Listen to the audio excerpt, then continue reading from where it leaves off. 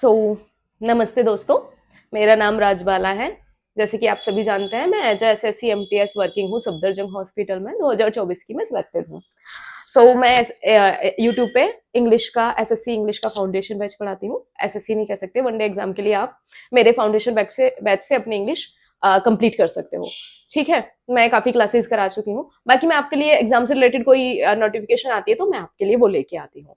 अभी फिलहाल मैं एसएससी फेज 14 की नोटिफिकेशन आई है, तो उसी की इंफॉर्मेशन मैं आपके लिए लेके आई हूँ। ठीक है, एसएससी फेज 13 की, तो सबसे 14 की सबसे पहले यही नोटिफिकेशन आती है एसएससी की। इसके बाद वन बाय वन धीरे धीरे सारी नोटिफिकेशन आती रहेंगी। तो फेज 14 की अगर हम बात करें तो इसमें एक ही एग्जाम होता है, इसमें टीयर 2 नहीं होता है। तो इसी के बेस पे ये एग्जाम होता है, और इसमें भी आपके सारे लेवल के एग्जाम होते हैं, जैसे कि 10th बेस्ड, 12th बेस्ड और ग्रेजुएशन बेस्ड। क्लियर है? तो ये होते हैं एसएससी के एग्जाम। और उसी के रिगार्डिंग इसमें लगभग 3000 प्लस पोस्ट आई है, 3003 पोस्ट आई है इसमें। और सभी की है इसमें 10th बेस्ड, 12th बेस्ड और ग्रेजुएशन बेस्ड। बात करें इसकी ऑनलाइन फॉर्म की, तो वो 13 अप्रैल से स्टार्ट हो गया था और ये 4 मई 2026 तक चलेगा। फीस सबमिट करने की जो लास्ट डेट है वो 5 मई होगा, 5 मई तक चलेगा। और फीस की हम बात करें तो फीस आपकी यूआर, ओबीसी और ईडब्ल्यूएस की 100 रुपीज फीस है, और वहीं आपकी फीमेल, एससी और एसटी और पीडब्ल्यूडी की 0 है, उनकी फीस नहीं है। मतलब क्लियर है? करेक्शन डेट है इसका, करेक्शन डेट भी इसमें दी गई है कि आप 11-12 तक करेक्शन कर सकते हो, लेकिन आप फर्स्ट टाइम में ही फॉर्म सही भरें, क्योंकि करेक्शन चार्ज लगता है इसमें। ठीक है, तो कोशिश करें फर्स्ट टाइम में ही अच्छे से एनालाइज करके, चीजों को अच्छे से देख के तब फॉर्म भरिए आप। ओके, आगे देखते हैं। आगे जैसे कि इसमें एज लिमिट 18 से 30 है, जनरली 18 to 13 है, लेकिन किसी किसी पोस्ट के लिए 18 to 27 है और किसी किसी पोस्ट के लिए 18 to 28 है।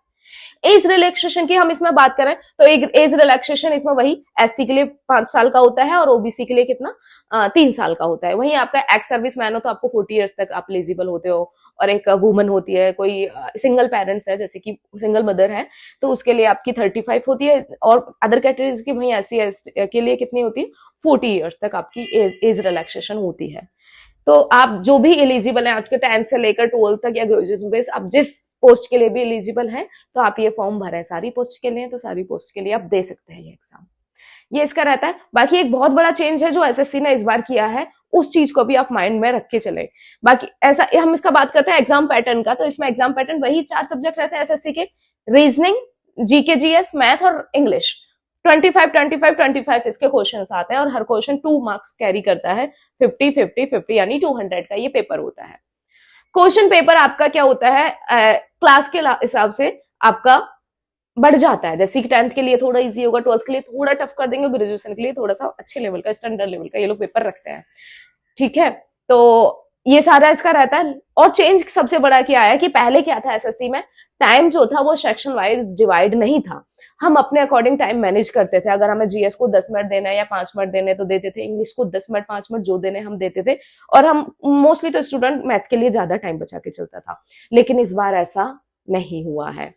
इस बार सेक्शन वाइज टाइम डिवाइड कर दिया। हर सेक्शन के लिए आपको 15 मिनट मिलेंगे और वो ऑटोमेटिकली सबमिट हो जाएगा। आप वापस नहीं जा सकते हो कि मेरा कोई क्वेश्चन रह गया उसको मैं जाके कर लूं। तो इसी के हिसाब से आप अपना मॉक प्रैक्टिस करिएगा। मॉक के लिए मैंने टेक्स्ट बुक का लिया था। आप जिस भी प्लेटफॉर्म से कंफर्टेबल हैं, आप पास जरूर खरीदें, क्योंकि मॉक से अच्छी प्रैक्टिस होती है। ये टाइम देखो, जून में अप्रोक्स जून 2026 में इसका एग्जाम भी हो जाएगा। एसएससी का ऐसा नहीं है कि सालों पहले नोटिफिकेशन दे दिया और फिर नोटिफिकेशन देने के बाद फॉर्म भरने के बाद वो 6 महीने का 1 साल का टाइम तैयारी का देती है। नहीं देती है, 2 से 3 महीने ही एसएससी देती है। नोटिफिकेशन आई 3 से 4 महीने के अंदर, 4 महीना खींच के मिल जाते हैं, वरना जल्दी जल्दी वो एग्जाम भी करा लेती है। तो एक समझदार जो भी होगा एस्पायरेंट, वो तैयारी कर रहा होगा, काफी टाइम से तैयारी कर रहा होगा, 6 महीने से या साल भर से तैयारी कर रहा होगा। और अगर आप सोच रहे हो अच्छा नोटिफिकेशन आ गई है, एक बार एग्जाम डेट और आ जाए तब मैं तैयारी करूंगा, तो भाई नहीं हो पाएगा। ठीक है, आप कितने भी इंटेलिजेंट क्यों ना हो, कितने बड़े धुरंधर क्यों नहीं हो, नहीं होगा।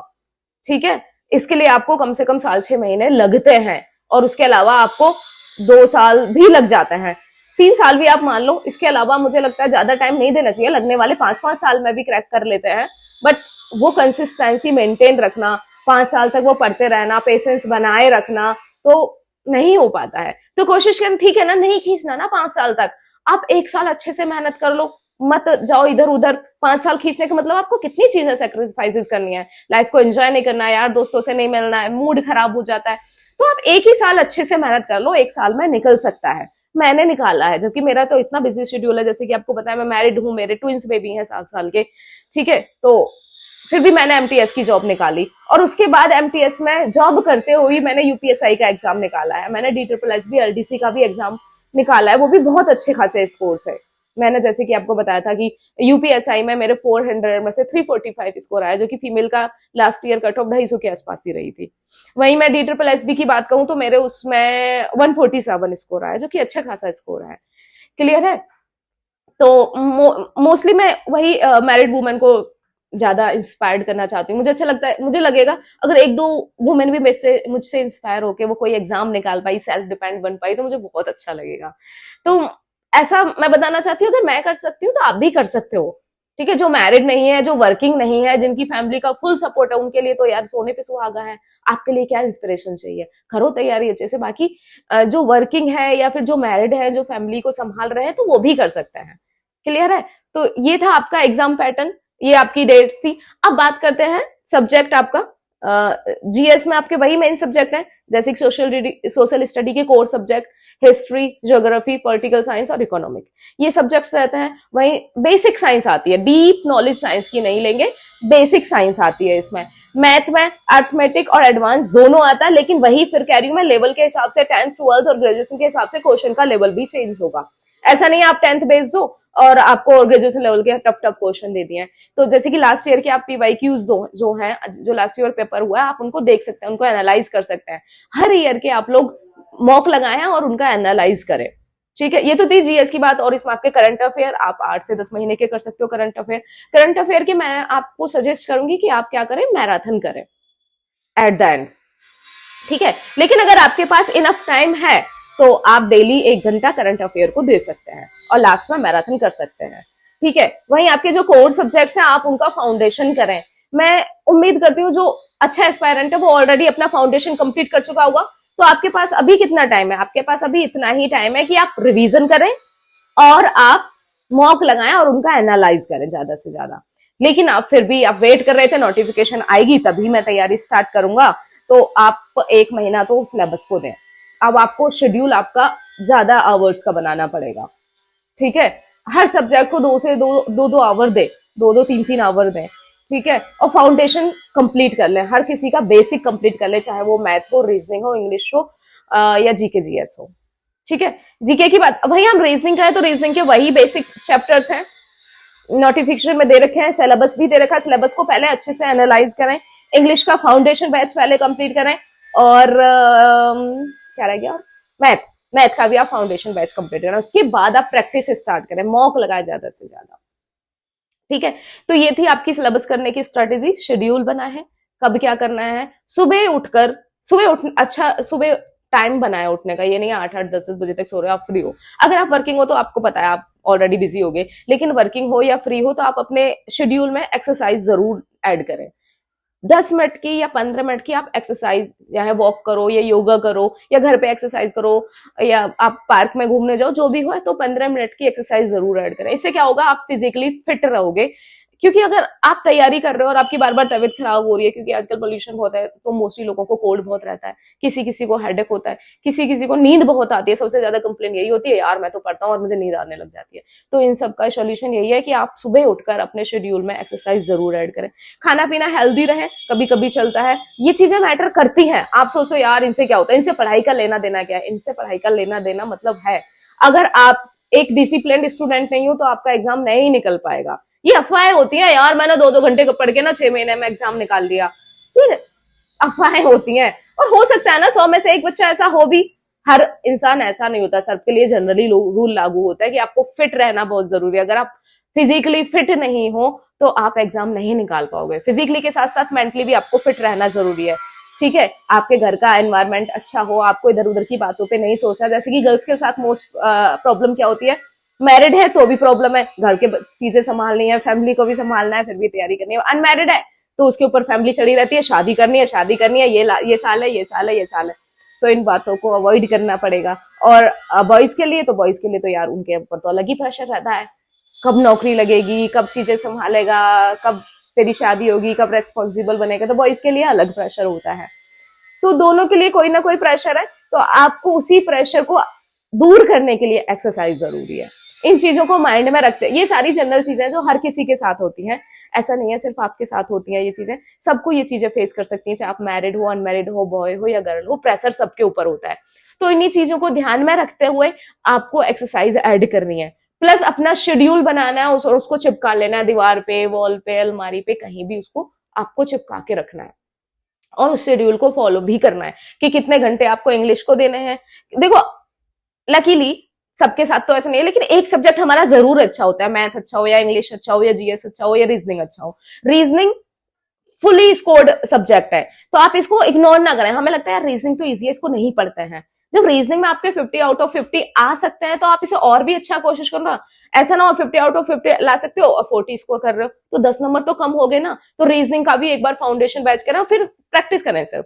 ठीक है, कोई चैप्टर अगर आपका क्लियर नहीं है तो आप उसे देख लें एक बार। इंग्लिश का भी अच्छे से वोकैब पे ज्यादा ध्यान दें। इंग्लिश में वोकैब की अच्छी खासी, जैसे वन वर्ड हो गया, वोकैब में सिनोनिम्स सिंटोनिम्स हो गया या इडम्स हो गए या फ्रेजेस हो गए, इनसे अच्छे खासे क्वेश्चंस बन जाते हैं। तो मैंने भी बहुत सारी वोकैब यूट्यूब पे डाली हुई है, मैं अपने टेलीग्राम चैनल पे भी वोकैब और अदर कंटेंट की वीडियो में डालती, सॉरी पीडीएफ डालती रहती हूँ, तो आप ज्वाइन कर सकते हैं। बाकी जिस भी टीचर को आपको समझ आता है आप उस टीचर को ब्लाइंडली फॉलो करें, उसके वीडियोस देखें और उसकी रिवीजन करें। वॉकअप के लिए मैं क्या करती थी, जैसे कि मैं कोई काम कर रही हूँ, खाना खा रही हूँ, खाना बना रही हूँ, कपड़े धो रही हूँ, घर की साफ सफाई कर रही हूँ, तो मैं क्या करती थी, कान में बर्ड्स लगा के रखती थी और सुनती रहती थी चीजों को। अगर एक वीडियो मैंने 3 बार भी सुन ली है, सिर्फ सुन ली है, तो वॉकअप हो जाएगी ना, ऑब्वियस है ना, वो याद हो जाएगी। फिर उससे रिलेटेड मैं मॉक लगाती हूँ तो मॉक में भी वो चीजें आके स्टक हो जाती हैं।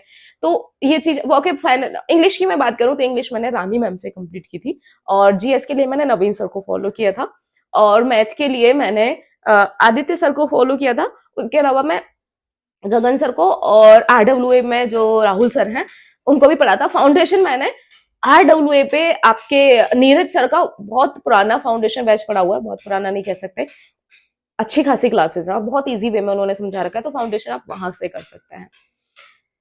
ओके, तो ये मेरी स्ट्रेटेजी थी, मेरा शेड्यूल था, मैं शेड्यूल जरूर बना के रखती थी। आज मैं बिजी हूँ तो आज भी मेरा शेड्यूल मेरी अलमारी पे टंगा हुआ है, चिपका हुआ है कि मुझे किस टाइम उठना है, किस टाइम करना है। तो बिजी शेड्यूल के होते हुए भी आप कर सकते हो, ठीक है। और मैं आपको बताऊं, जैसे कि आपको पता है मेरा उठने का टाइमिंग 4 AM है, मैं 4 बजे उठ जाती हूँ क्योंकि मेरा यूपीएसआई क्वालिफाइड है, तो मैं इसकी भी रनिंग तैयार कर रही हूँ।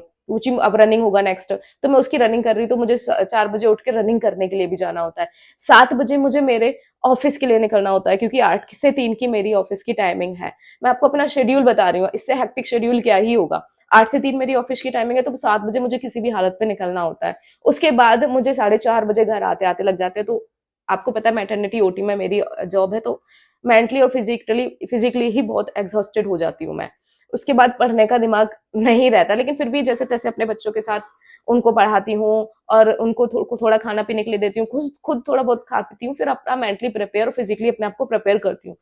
क्योंकि मेरा D++ भी RDC का भी निकला हुआ है, तो मैं उसकी भी टाइपिंग कर रही हूँ। उसकी टाइपिंग इसलिए करनी है मुझे क्योंकि मैं यूपीएसआई, मेरे साथ प्रॉब्लम हो सकती है, मैं अकेली फीमेल हूँ मेरी फैमिली में, उसके अलावा मेरे हस्बैंड और फादर इन लॉ है, तो 1 साल की ट्रेनिंग और पुलिस की जॉब पता है बहुत हेक्टिक होती है, तो उसमें मेरा चांस नहीं है मैं उसको ज्वाइन ना ही करूं। तो एलडीसी का अगर पहले रिजल्ट आ जाता है, उसकी ज्वाइनिंग हो जाती है, तो मैं एलडीसी ज्वाइन करना बेटर समझूंगी ताकि मैं अपनी फैमिली को प्रॉपर टाइम दे पाऊं। बाकी देखो यू वो वर्दी है, बहुत अट्रैक्ट करती है, दिमाग खराब बहुत रहता है कि यार 2 स्टार वर्दी, दरोगा, वो रुतबा, ये चीजें अट्रैक्ट तो करती हैं, बट ठीक है, देखेंगे, वो टाइम बताएगा मैं क्या ज्वाइन करूंगी क्या नहीं ज्वाइन करूंगी, ठीक है। उसके अलावा मैं घर का खाना पीना बनाती हूँ, पूरा किचन संभालती हूँ, मेरे हस्बैंड भी काफी सपोर्ट करते हैं, लेकिन कुछ चीजें ऐसी होती है जो मैं ही कर सकती हूँ। तो इस तरीके से कितनी भी कोशिश कर लो, सोते सोते 11 बज ही जाते हैं। तो अभी सोना भी बहुत जरूरी है, तो मेरा वही है 5 से 6 घंटे ही सो पा रही हूँ मैं। इतने हेक्टिक शेड्यूल में भी मैं निकाल रही हूँ अपने पढ़ने के लिए टाइम। मेट्रो में जाती हूँ, मेट्रो में छोटे छोटे मॉक लगाती रहती हूँ। अगर मुझे वहां पे वर्किंग करते में थोड़ा बहुत टाइम बीच में मिलता है, तो मैं वहां भी फोन खोल के अपने शॉर्ट शॉर्ट मॉक लगाती रहती हूँ। तो मैं उसके हिसाब से तैयारी कर रही हूँ अपनी, अभी मैंने तैयारी नहीं छोड़ी है, ठीक है। तो आप भी कर सकते हो इस चीज से। आपको इससे बड़ा मोटिवेशन क्या चाहिए, इंस्पिरेशन क्या चाहिए। अगर मैं आप ये सेल्फ डाउट कभी कभी होता है, हम कई सालों से कर रहे हैं, यार होगा या नहीं होगा, भाई मेरे को तो लगता है अगर मैंने इतना बिजी शेड्यूल होते हुए कर लिया तो आप भी बिल्कुल कर सकते हो। तो लास्ट डेट का इंतजार ना करें, जल्दी से जल्दी फॉर्म भरिए और तैयारी अच्छे से रखिए। ठीक है, इतना ही थी बातें। बाकी और भी कोई इम्पोर्टेंट इंफॉर्मेशन अगर होगी, मैं बहुत स्टक हो रही हूँ, माफ करना। अगर इसके अलावा और भी कोई इंपॉर्टेंट इंफॉर्मेशन होगी तो मैं आपको जरूर बताऊंगी। और फिलहाल पढ़ते रहिए। God bless all of you. आप सभी तैयारी करें। आई विश आपका ड्रीम कंप्लीट हो। सो आज के लिए इतना ही था। मेरा चैनल पसंद आए तो सब्सक्राइब करें, मेरी वीडियोस को लाइक और शेयर करें। So thank you. आज के लिए इतना ही करते हैं। Bye bye.